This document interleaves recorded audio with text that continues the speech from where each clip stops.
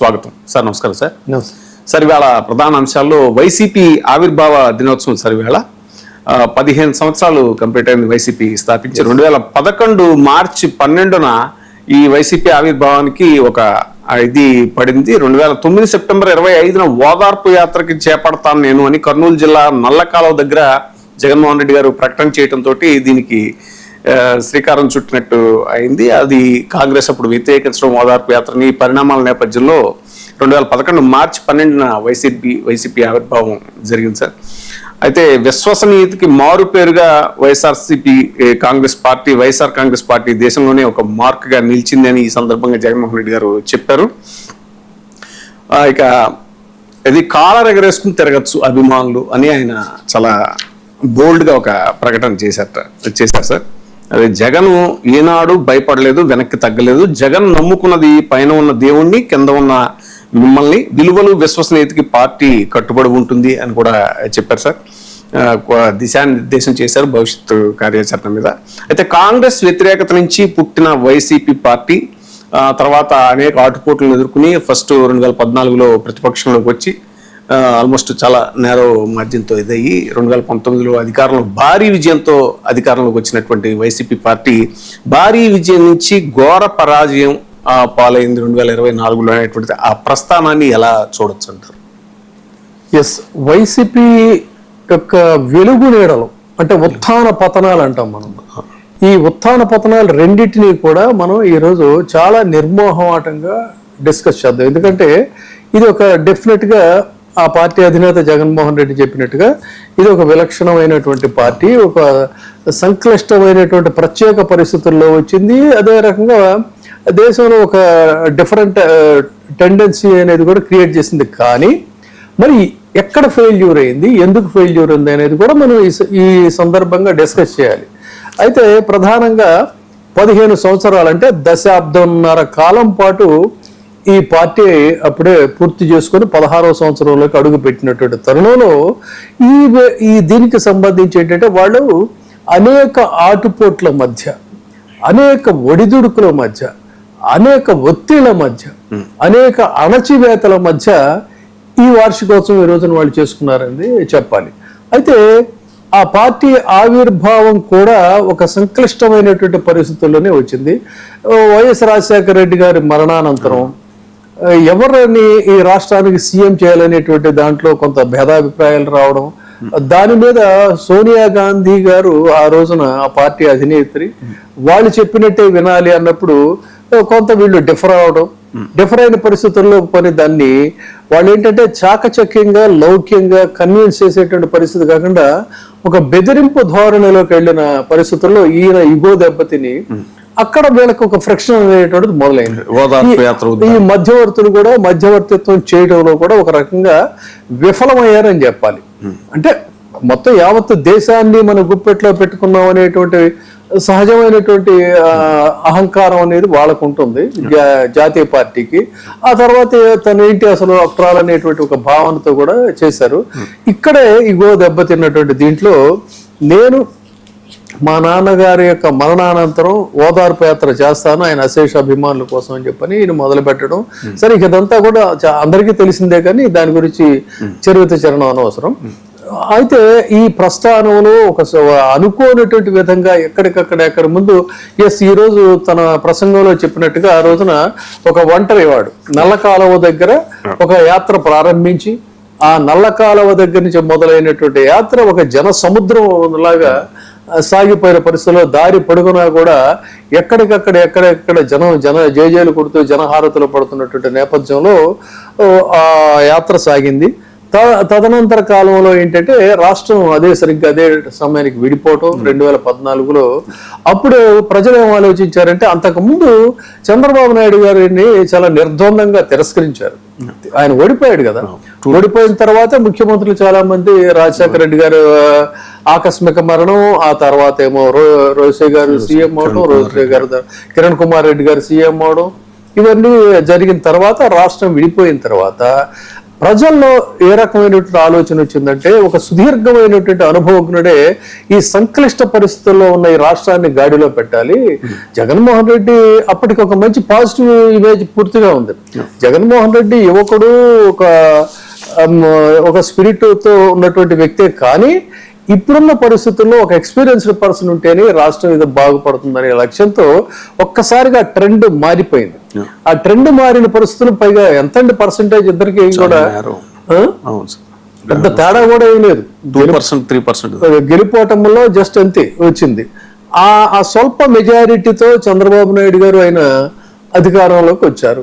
సరే, వచ్చిన తర్వాత ప్రజల ఆశలు, ఆశయాలు, ఆకాంక్షలకు అనుగుణంగా పరిపాలన సాగిందంటే ఆయన అసలు కుర్చీలో కూర్చోవడంతో ఇక్కడ హైదరాబాద్ నగరంలో అసలు రాష్ట్రం విడిపోవడానికి ఒక ప్రధానమైనటువంటి ఆ ఉద్యమానికి ఆజ్యం పోసినటువంటి అంశం ఏంటి అన్నట్లయితే, ఇక్కడ భూముల్ని ఎడాపెడా, కొండల్ని, గుట్టల్ని, వాటన్నిటినీ కూడా ఒక బలమైనటువంటి వర్గం ఆక్రమించుకున్నటువంటి పరిస్థితుల్లో వాళ్ళు ఒక నేమ్ పెట్టానకుండా ఆంధ్ర వాళ్ళు దోచుకుంటున్నారు అనే నినాదంతోనే ఉద్యమం మరింత ఊపెక్కింది.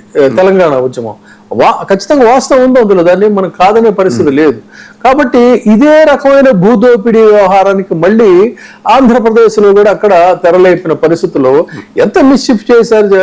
ఇప్పుడంటే ఈ పరిస్థితుల్లో మళ్ళీ మనం శాపనార్థాలు పెడుతున్నాం అనుకుంటారు, కానీ సరే అమరావతి అక్కడ మొదలైంది, కన్స్ట్రక్షన్ ఇదైంది, వాళ్ళు ఉద్యమించారు, వాళ్ళ ఉద్యమానికి జనాలు జేజేలు కొట్టారు, అదంతా ఇప్పుడు మనం ఈ టైంలో మనం కామెంట్ చేయట్లేదు. కానీ బట్ అంతకు ముందు రాజధాని ఎక్కడుండాలి అని నియమించినటువంటి కమిటీలు సైతం అది అనువైనటువంటి ప్రదేశం కాదు అని చెప్పి చెప్పిన తర్వాత కూడా శివరామకృష్ణన్ కమిటీ అసలు వేయటం ఎందుకు, ఆ నివేదిక సమర్పించే దాన్ని తీసి చెత్తబొట్లో పడేయటం ఎందుకు, అనవసరం కదా. తర్వాత పాపం సగటు అంటే ఒక స్థాయి రియల్టర్స్ ని, పెట్టుబడిదారుల్ని వాళ్ళని ఎంత దారుణంగా మిస్లీడ్ చేశారంటే, ఇదేది నూజివీడు దగ్గర, దొనకొండ దగ్గర రాజధాని వస్తుందని చెప్పని అన్నారు. అనగానే పాపం వాళ్ళు అప్పు సప్పులు చేసి మనకుంటే వెళ్ళి అక్కడ భూములు కొన్నారు. ఎక్కడ కాదు, ప్రకాశం జిల్లాలో అక్కడ వస్తుంది. అంటే ఇది ఇప్పుడు ఏ మీడియా అయితే పబ్లిక్ ని వీళ్ళకి భజన చేస్తూ అడ్డగోలుగా మిస్లీడ్ చేస్తా అరాచకమైనటువంటి అసలు సభ్య సమాజం ఔరా అని చెవులు మూసుకునేటువంటి దృశ్యాలు సైతం కూడా వస్తున్నా కూడా నిస్సిగ్గుగా ఇంకా దబాయిస్తా బుకాయిస్తా చేసే మీడియా ఏదైతే ఉందో, ఆ మీడియా ఆ రోజున విపరీతంగా వాళ్ళకు అనుగుణంగా ఈ చిన్న చిన్న పెట్టుబడిదారులని, రియల్టర్స్ ని, వాళ్ళందరినీ దారుణంగా మిస్లీడ్ చేస్తే వాళ్ళు మొత్తం బోల్తా పడ్డారు ఆ భూములన్నీ కూడా కొనుక్కొని. కానీ మొత్తం జరగాల్సిన వ్యవహారం అంతా రహస్యంగా జరిగిపోయింది. అది ఇక్కడ చాలా కీలకమైనటువంటి వ్యవహారం. ఇది శివరామకృష్ణన్ కమిటీ చెప్పినప్పటికీ కూడా అక్కడే సంవత్సరానికి 3 పంటలు పండేటువంటి భూములే మాకు ముద్దు రాజధాని, కానీ వాళ్ళకు అనుగుణమైనటువంటి రీతిలో అక్కడ రాజధాని పెట్టారు. సరే, బాగుంది. రాజధాని పెట్టిన తర్వాత మంచో చెడో ఇక అక్కడ రాజధాని అనుకున్నారు, దాన్ని ఏదో రకంగా ముందుకు తీసుకెళ్ళాలి. ఎందుకంటే ఆయన ప్రారంభించాడు, శ్రీకారం చుట్టాడు. కానీ అరౌండ్ ది క్యాపిటల్ మొత్తం కూడా ఇన్సైడర్ ట్రేడింగ్ జరిగింది అనేటువంటి దీంతో ఈ జగన్మోహన్ రెడ్డి చేసినటువంటి పొరపాట్ల గురించి మనం తర్వాత మాట్లాడుకుందాం. ముందు పాజిటివ్ అంశాలకు వద్దాం. సరే, ఈ 14లో ప్రజలు ఏం చేశారంటే, ఈయన చేసినటువంటి ఇలాంటి చర్యలు, చేష్టలు, తర్వాత చెప్తానన్నది ఒకటి, చేసేది ఒకటి, ఇవన్నీ భరించలేక జనాలు తీవ్రమైనటువంటి అసంతృప్తితో తెలుగుదేశం పార్టీని పూర్తిగా వాళ్ళు వ్యతిరేకించారు. ఆ టైంలో ఒక కంప్లీట్ టోటల్ కాన్ఫిడెన్స్ తో జగన్మోహన్ రెడ్డికి మామూలుగా కాదు, అసలు ఎప్పుడు కూడా ఊహించినటువంటి విధంగా 151 అసెంబ్లీకి 151 సీట్లు, పార్లమెంట్ కి 22 స్థానాలు ఇచ్చి అద్భుతమైనటువంటి విజయాన్ని ఆ రోజున దేశం అంతా కూడా వైసీపీ చూసేంత ఘన విజయాన్ని సాధించి పెడితే, సరే ఇక ఆ విధంగా ఒక ఫస్ట్ టైం నేరోలో తప్పిపోయి సెకండ్ టైం అధికారంలోకి వచ్చింది పార్టీ. అధికారంలోకి వచ్చిన తర్వాత తను చేసినటువంటి ప్రామిసెస్ కు అనుగుణంగా నా మేనిఫెస్టో సుదీర్ఘంగా చంద్రబాబు నాయుడు గారి మేనిఫెస్టోలా ఉండదు, దాన్ని ఎన్నికలకు ముందు అప్లోడ్ చేసి తర్వాత దాన్ని వెబ్సైట్ లోంచి తీసేయడం, ఇలాంటి పనులు చేయను.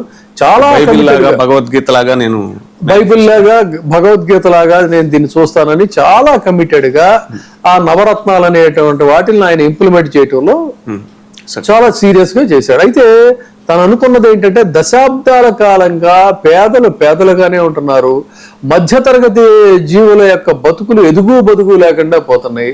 సో ముందు వీళ్ళను ఉద్ధరించాలి అనేటువంటి ఒక లక్ష్యంతో ఈ నవరత్నాలు సంక్షేమ పథకాలు అనేటువంటి వాటికి శ్రీకారం చుట్టాడు. శ్రీకారం చుట్టిన తర్వాత ఏమైంది, సరే ఆ ప్రాసెస్ స్టార్ట్ అయిన తర్వాత అది కొంతకాలం కంటిన్యూ అయిన తర్వాత అప్పుడు మిగతా కార్యక్రమాలకు వెళ్ళాలి. వాలంటీర్ వ్యవస్థ గురించి, వాలంటీర్ వ్యవస్థ అనేటువంటి వాలంటీర్ వ్యవస్థ గురించి వస్తాం. అసలు ఇది first let me complete this thing అని ఏం చేశాడంటే దీన్ని ఇది కంటిన్యూ చేస్తూ తర్వాత మెల్లిగా మిగతా ఇష్యూస్ లోకి వెళ్ళాలి అనుకున్నప్పుడు ఏమైంది, సరిగ్గా అదే టైంకి కోవిడ్ మహమ్మారి వచ్చింది. ఈ కోవిడ్ వచ్చినటువంటి టైంలో 2 సంవత్సరాలు కూడా టాప్ ప్రయారిటీ ఏంటంటే ప్రాణ నష్టం జరగకూడదు, సకాలంలో వైద్యం అందాలి. ఈ 2 అంశాలే ప్రాతిపదిక. ఇది చాలా మంది కూడా అప్రిషియేట్ చేశారు. ఆంధ్రప్రదేశ్ లో ప్రాణ నష్టం చాలా వరకు నివారించబడింది, చాలా అద్భుతంగా పనిచేశారు అనేది అప్పటికి అంటే జనాలకు కూడా మరుపు ఉంటుందండి.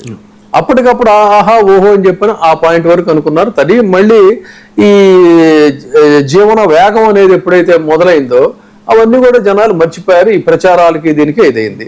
సో ఇది ఇలా ఉంటే హ్యూమన్ సైకాలజీ ఎలా ఉంటుందంటే ఈ సంక్షేమ పథకాలు ఏవైతే ఉన్నాయో వాళ్ళు నెల అయ్యేసరికి పొద్దున్నే వచ్చి తలుపు తట్టి నాకు ఇస్తారు, నాకు ఇచ్చేసరికి పక్కనున్న మీరు కష్టపడి పనిచేస్తూ ఉంటారు, మీకు రాదు.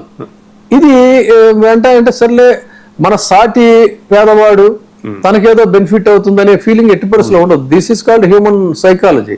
చేసేసరికి అదిగో వాళ్ళకి ఇస్తున్నాడు మనకి ఇవ్వటం లేదు అనేటువంటి ఒక ఫీలింగ్ స్టార్ట్ అయిన టైంలో తెలుగుదేశం పార్టీ అనుకూల మీడియా దీన్ని అనువుగా తీసుకుని పెద్ద ఎత్తున దీని మీద సంక్షేమ పథకాల మీద కంటిన్యూస్ గా మళ్ళీ ఎలక్షన్లు వచ్చేంత వరకు కూడా బటన్ నొక్కుడు అదేదో మహాపరాధం లాగా దీని మీద వాళ్ళు ప్రొజెక్ట్ చేస్తే ఇదేమైందంటే కొన్ని వర్గాల్లో అంటే వ్యాపార వర్గాలు అంటే పెద్ద వాళ్లే కాదు, చిరు వ్యాపార వర్గాల్లో, అదేవిధంగా కొంత upper middle class which is facing financial crisis అలాంటి వర్గాల్లో వాళ్ళందరిలో కూడా తీవ్రమైనటువంటి వ్యతిరేక భావన మొదలైంది. అది అక్కడ జరిగింది. ఇక్కడ చిన్న సబ్మిషన్ సార్, యాక్చువల్ గా ఏదైతే డిబిటీ ద్వారా జగన్మోహన్ రెడ్డి గారు ఇచ్చేశారో ప్రపంచ ఆర్థికవేత్తలు చాలా మంది చెప్పారండి ఏంటంటే కరోనా టైంలో ఈ డిబిటీ ద్వారా జనాలకు ఇచ్చిందే కొనుగోలు శక్తిని పెంచింది అనేటువంటిది. ఆ టైంలో జీడిపి కూడా పెరిగినటువంటి పరిస్థితి. మనీ సర్క్యులేషన్ లో ఉంటుంది కదా, ఇప్పుడు మనీ సర్క్యులేషన్ లో లేదు, అదే తేడా, ఆ రెండింటికి తేడా. బట్ స్టిల్ ఏంటంటే ఇక్కడ అవినీతికి తావులేని విధంగా లబ్ధిదారులు ఎవరైతే మనకి చూడండి ఇవాళ రాజకీయాలు మీకు 80వ శతకం నుంచి 80వ దీన్ని చూసుకున్నట్టయితే పరిస్థితులన్నీ కూడా రాజకీయాల్లో పూర్తిగా మారిపోయినాయి. ఆ గత కాలంలో ఉన్నటువంటి రాజకీయ నాయకులు ఉండేటువంటి నిజాయితీ గాని నిబద్ధత గాని, గత కాలంలో ఉన్నటువంటి ఉద్యోగుల్లో ఉండేటువంటి కొంత అందరూ అప్పుడేదో పెద్ద బుద్ధిమంతులు ఉన్నారని నేను అనను, కానీ బట్ మెజారిటీ ఉండేవాళ్ళు. అదంతా పోయి పూర్తిగా ఏంటంటే పచ్చి లంచగొండితనము, కమిషన్లు, అవినీతి వీటికి ఎక్కువ ప్రయారిటీ అయిపోయింది. సో రాజకీయాల్లో ఎవడైనా ఏదైనా పని చేసి పెట్టాలంటే ఎక్కడికక్కడే రకరకాల స్థాయిలో బ్రోకర్లు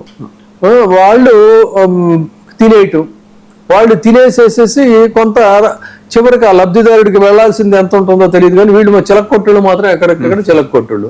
ఇంత దౌర్భాగ్యంగా రాజకీయాలు మారిన పరిస్థితుల్లో లబ్ధిదారులకే వెళ్ళాలి, మధ్యలో దళారీ వ్యవస్థ ఉండకూడదు, ఈ కమిషన్ల వ్యవస్థ ఉండకూడదు అని చెప్పని ఈ డిబిటీ డైరెక్ట్ బెనిఫిట్ ట్రాన్స్ఫర్ అనేటువంటిది పెట్టాడు. దీన్ని కూడా చాలా రాష్ట్రాలు అద్భుతంగా ప్రశంసించాయి, చాలా బాగుంది ఈ సిస్టమ్ అని చెప్పని. కానీ ఇక్కడ ఏమైంది అంటే ఇక్కడ చేసినటువంటి ఒక అంటే పొలిటికల్ బ్లండర్, జగన్మోహన్ రెడ్డి చేసినటువంటి పొలిటికల్ బ్లండర్ ఏంటనేది కూడా నేను చెప్తా. ఏంటంటే ఏదైనా సరే ఇది దిస్ ఇస్ పాలిటిక్స్ లో ఉన్నప్పుడు పొలిటికల్ గవర్నెన్స్ అనేది ఖచ్చితంగా ఉండాలి, అనివార్యంగా ఉండాలి. మీకు నాయకులు ఉండాలి, కార్యకర్తలు ఉండాలి, వాళ్ళు పని చేయాలి, వాళ్ళు ఓట్లు వేయాలి, ఓట్లు వేయించాలి. ఇదంతా కూడా పొలిటికల్ సిస్టమ్ కదా. ఈ పొలిటికల్ సిస్టమ్ని మీరు ఎప్పుడైతే ఇగ్నోర్ చేశారో దాంతో జనంలో అసంతృప్తి వదిలింది. అంటే ఒక పాజిటివ్ దృక్పథంతోనే చేసి ఉండొచ్చు కానీ అది కాదు. దానికి నేను ఒక ఎగ్జాంపుల్ చెప్తాను, లైవ్ ఎగ్జాంపుల్ చెప్తాను. రీసెంట్గా హైదరాబాద్లో ఆంధ్రాకి సంబంధించినటువంటి, అంటే యావత్ భారతదేశం సంబంధించిన ఈ సర్పంచుల మీటింగులు, వాళ్ళ మోటివేషన్ ప్రోగ్రామ్స్ ఇలాంటివి కొన్ని జరుగుతూ ఉంటాయి. ఆ జరుగుతున్న దాంట్లో కొంతమంది ఆంధ్రా నుంచి కూడా ఈ వీళ్ళందరూ వచ్చారు, సర్పంచులు వచ్చారు. ఈ సర్పంచులు వచ్చిన తర్వాత వాళ్ళ ప్రోగ్రాం అయిపోయేది అవుతున్నప్పుడు విన్నది ఏంటంటే, సార్ మాకు జగన్మోహన్ రెడ్డి గారు అంటే చాలా ఇష్టం ఆయన, కానీ దురదృష్టం ఏంటంటే ఈ మా టెన్యూర్ కూడా అయిపోతా ఉంది, ఈ రోజు కూడా మేము ఆయన చూడలేకపోయామండి అని చెప్పారు. Just these are the words exactly, చూడలేకపోయామండి అన్నారు.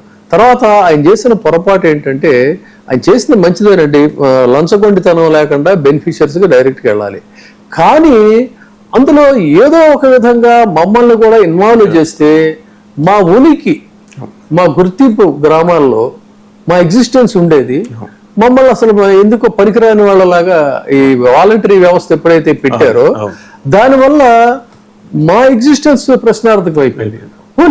మా ఎగ్జిస్టెన్స్ ప్రశ్నార్థకం అయితే అయింది. ఆ నియోజకవర్గంలో గెలిచిన ఎమ్మెల్యేలు కూడా డమ్మీలు అయిపోయారు, మంత్రులు కూడా దాదాపు ఇంచుమించు అదే పరిస్థితి అయింది. సో మీతో మాకు పని లేదు, మీతో అసలే పని లేదు, మా డబ్బులు మాకు వస్తున్నాయి, మా వాలంటీర్లు మా దగ్గరికి వచ్చి చక్కగా వాళ్ళు కావలసినది చేస్తున్నారు అనేటువంటి ఒక పరిస్థితి ఎప్పుడైతే వచ్చిందో, తన వెనకున్న పొలిటికల్ పార్టీ వ్యవస్థ ఏదైతే ఉందో తనకు తెలియకుండానే అది పూర్తిగా బలహీన పడిపోయింది అనేటువంటిది ఇది ఒక చేదు నిజం. ఈ రోజున పార్టీ ఎంతగా మరి సంక్లిష్ట పరిస్థితుల్లో పడిపోవడానికి కారణం ఏంటంటే, తను ఇంటెన్షనల్ గా చేసి ఉండకపోవచ్చు కాక, but what ever it is, mistake is mistake. రాజకీయ నాయకుడు అన్నిటినీ సరి చూసుకోవాలి, సరి చేసుకోవాలి.